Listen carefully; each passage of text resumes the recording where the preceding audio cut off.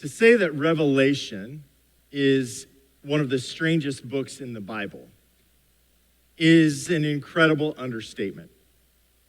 It is full of unusual images, frightening beasts, and odd language. And it's often misused and abused to spark fear and anxiety among people of faith and to push others further toward the margins. It has been flipped upside down and spun around thousands of times. It's been interpreted, reinterpreted, and misinterpreted over and over and over again, often to the advantage of people who are in positions of power or those who long to be in positions of power. Books, movies, TV shows, religious tracts, and countless sermons have been produced about Revelation and its odd visions. People who claim to be prophets have taken these 2,000-year-old words and assigned them to modern people, countries, and situations and happenings, echoing some of the ancient language in hopes that somehow that would give them some semblance of credibility. You may have even heard some of these in recent weeks or days. So before we read today, take a breath. A deep, cleansing breath. I want to remind you as we start out that this is not what this text is all about. That is not why this letter was written. This letter we call Revelation was written during a time of intense persecution for a relatively small group of people who were Jesus followers. One of them named John, and we really aren't sure which John it is. But we do know that this John, the author, had been exiled to a place called Patmos in the middle of the Aegean Sea. Now, Patmos had no fresh drinking water. It actually still doesn't have fresh drinking water. The author was likely sent there for one reason, and that reason was to die. Now, while there, likely suffering from dehydration and mostly alone, the author received a revelation that was supposed to instill hope in the community of Jesus followers in 7 cities in the Anatolian Peninsula in modern-day Turkey. And its purpose was to remind them that in the midst of their turmoil, all of the bad things they were facing, God was present and at work. Nothing, no human designs or leaders of their time could thwart God's cosmic purposes revealed through the triumphant Christ. The images, the narrative, the visions all point to this ultimate victory that had already been won. It is written to reveal, unfold the mystery. And that's what apocalypse means, after all, a revealing, an unfolding. And that's the genre of Revelation, apocalypse. So this unfolding, this unveiling, this revealing, it is not a prediction. Let me repeat that. It's not a prediction. Take another deep breath. Our text this morning is the beginning of John's final vision, the realm of the divine. So let's together listen for the voice of the Lord and consider what it might mean for us today. Through Revelation chapter 21, verses 1 through 6a. The Revelator writes, "Then I saw a new heaven and a new earth. For the first heaven and the first earth had passed away, and the sea was no more. And I saw the holy city, Jerusalem, coming down out of heaven from God, prepared as a bride adorned for her husband. And I heard a loud voice from the throne saying, "See, the home of God is with mortals. God will dwell with them as their God. They will be God's people, and God will be with them. God will wipe every tear from their eyes. Death will be no more. Mourning and crying and pain will be no more, for the first order of things have passed away." And the one who is seated on the throne said, "See, I am also making all things new. Also, write this. These words are trustworthy and true." And then said, "It is done. I am the Alpha and the Omega, the beginning and the end." Holy wisdom, holy word, thanks be to God. Words that are trustworthy and true. Friends, I must confess, it's hard to see such words sometimes. There are so many images that cloud our vision, clutter our minds, detract from our imaginations. They come in many shapes and forms and from all different angles. It can be so hard to see through that blinding fog. And that's not all. It's also difficult to hear sometimes. There's so much noise that dampens our hearing, overwhelms our ears, and distracts our spirits. It all comes at us at various frequencies and volumes from outside of ourselves as well as from within. It makes it so difficult to hear in the midst of the deafening cacophony of noise. I know, my friends, it's heavy out there right now. Our hearts are often scarred, scared, worn. It can feel impossible, really. So much so that the only action that seems reasonable, like self-preservation, is retreat, withdraw, hide.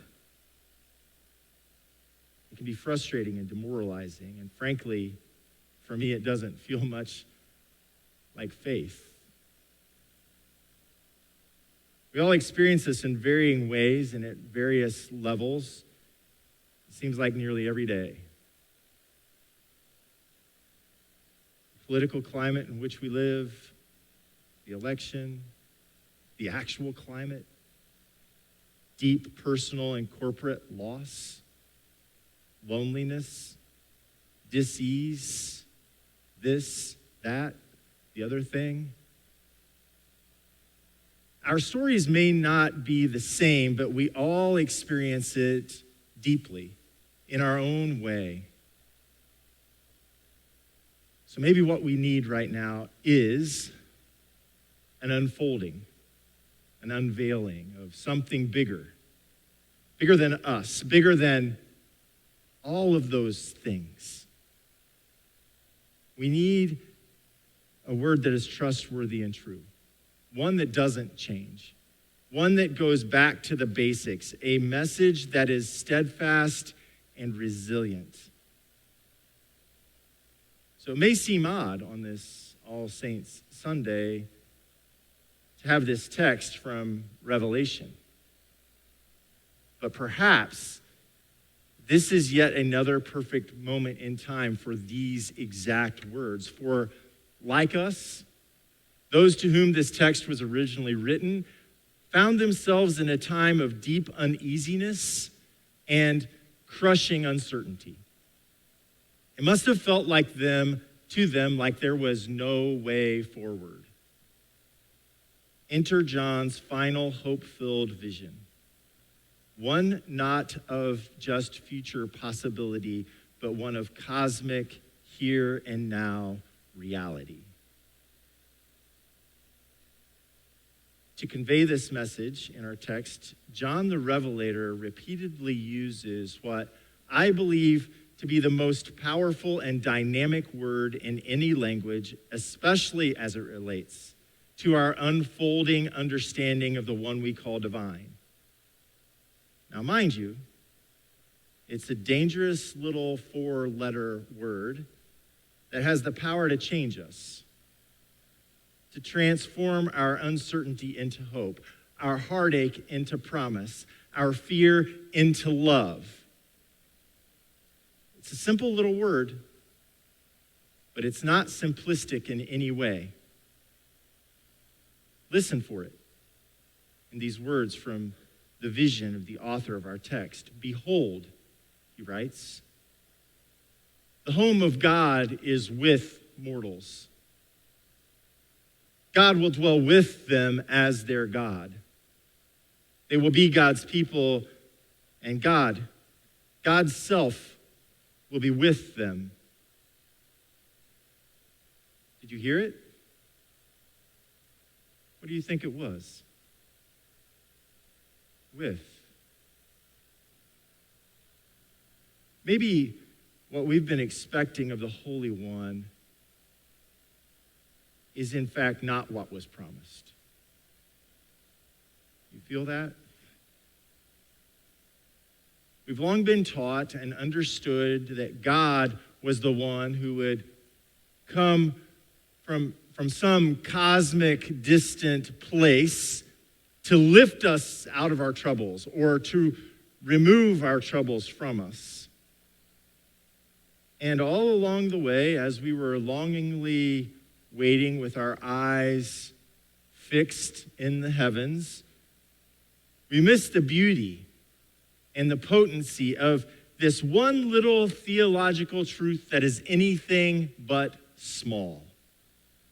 One that has been there from the beginning, and yet somehow feels so big that we struggle to hold it or to allow it to hold us. The home of God is with us. Come on now, listen to it again. The home of God is with us. Can you feel that in the depths of your being? Can you allow it to expand your chest as you breathe in its purity? Inhale it with me. The home of God is with us.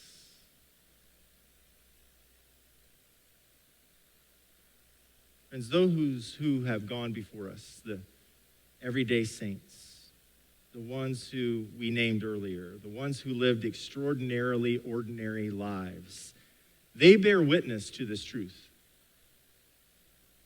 We have seen it reverberate within them through the manner in which they lived. This is the testimony of their lives, their resilience, their dogged determination, their unwavering passion, that which made them uniquely them, their struggles, their failure, their foibles. Throughout it all, there was this one enduring truth.